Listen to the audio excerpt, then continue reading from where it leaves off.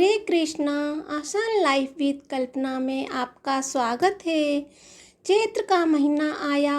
पार्वती को भाभी के घर पियर जाना था तो महादेव जी बोले हम भी तुम्हारे साथ चलेंगे। तो शंकर गौरा और नंदी साथ लेकर निकले। महादेव जी नंदी पर बैठे और पार्वती जी पैदल चलने लगीं। तो लोग कहने लगे देखो आदमी तो सवारी पर बैठा है, औरत को पैदल चला रहा है। महादेव जी उतरे, पार्वती जी को नंदी पर बिठाया। यह देख लोग कहने लगे देखो औरत सवारी पर बैठी है और पति पैदल चल रहा है। ऐसा सुन पार्वती भी उतर गईं। दोनों पैदल चलने लगे, साथ में नंदी भी चलने लगा। अब लोग बोले देखो वाहन होते हुए भी दोनों पैदल चल रहे हैं। तो इस शंकर जी गौरा जी ने दोनों नंदी पर बैठ गए। लोग बोले देखो छोटे से जीप पर दोनों जने बैठे हैं। पार्वती जी बोली भगवान दुनिया कैसी है, नंदी पर बैठने नहीं देती और पैदल चलने नहीं देती।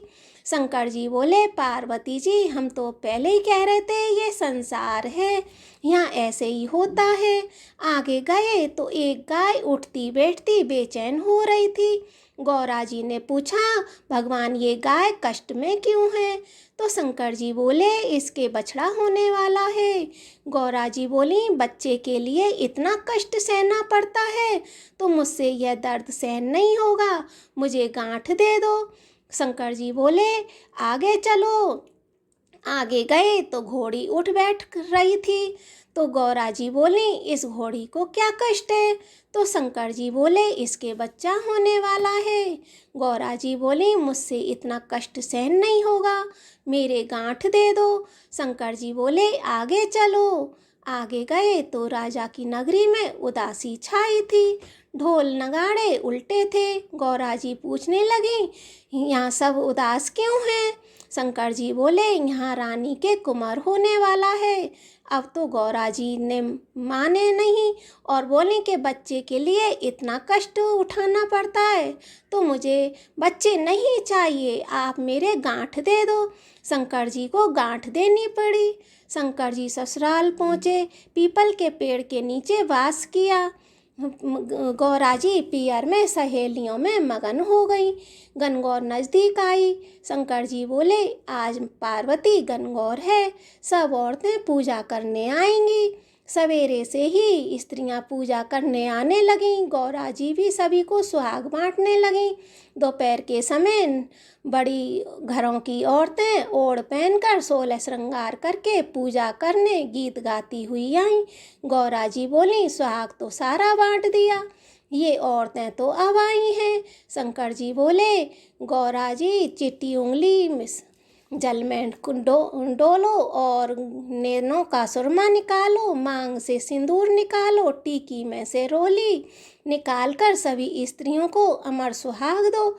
इससे गौरा जी ने मांग का सिंदूर, चीटी उंगली की मेहंदी, टीकी से रोली, आँखों का काजल लेके लोटे के जल में डालकर जवारे से सभी पूजा में आई कन्या और स्त्रियों को अमर सुहाग के छींटे दिए। गौरा जी ने शंकर जी के कहे अनुसार सबको अमर सुहाग दिया।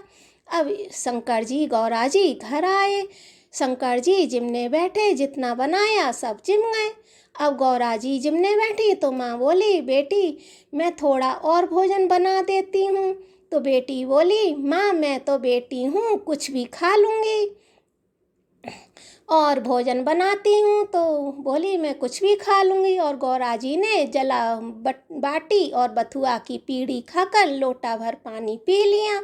माँ ने सीख दी। वहाँ से निकलकर शंकर जी और गौरा जी पीपल के नीचे आए। ठंडी छाँव में थकी हुई पार्वती जी भी नींद आ गई।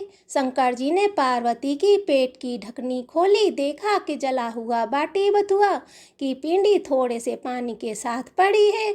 शंकर जी ने ढकनी बंद कर दी। पार्वती जी जागी तो शंकर जी ने पूछा गौरा क्या क्या जिमा? गौरा जी बोले ईश्वर यानी कि शंकर जी जो आपने जिमा वही हमने जिमा। शंकर जी कहने लगे पार्वती सच बोलो। गौरा जी बोली रसोई में माँ भेद थोड़ी करेगी। शंकर जी बोले, देखो गौरा, तुम्हारे पेट में जला हुआ बाटी बथुआ की पिंडी थोड़ा सा जल पड़ा है। गौरा जी बहुत नाराज हुई और बोली, देखो भगवान, आज तो आपने मेरी पेट की ढकनी खोली, ऐसा जगत के साथ मत करना। पियर की बात ससुराल में और ससुराल की बात पियर में नहीं करनी चाहिए। पार्वती इतना बोली और शंकर जी गौरा जी वापस कैलाश पर्वत के लिए रवाना हुए। आगे देखा राजा के यहाँ शहनाइयाँ बज रही हैं तो लोग खुशियाँ मना रहे हैं, रानी बहुत खुश है। गौरा जी बोली, कुंवर होने पर इतनी खुशी होती है, आप मेरी गांठ खोल दें। शंकर जी बोले, पार्वती, मैंने पहले ही कहा था मेरी गांठ खोले नहीं खुलेगी। आगे घोड़ी के बच्चा हुआ, वह अपने बच्चे को प्यार से चाट रही थी, वह बहुत प्रसन्न थी। पार्वती बोली, भगवान आप मेरी गांठ खोल दो। महादेव जी बोले, ये गांठ नहीं खुलेगी। आगे गाय अपने बच्चे को प्यार से चाट रही थी और बहुत खुश हो रही थी और उस गाय की मालकिन भी बहुत खुश थी। पार्वती जी सोची, जानवरों को बच्चों की इतनी उमंग है तो मानव की तो बात ही किया।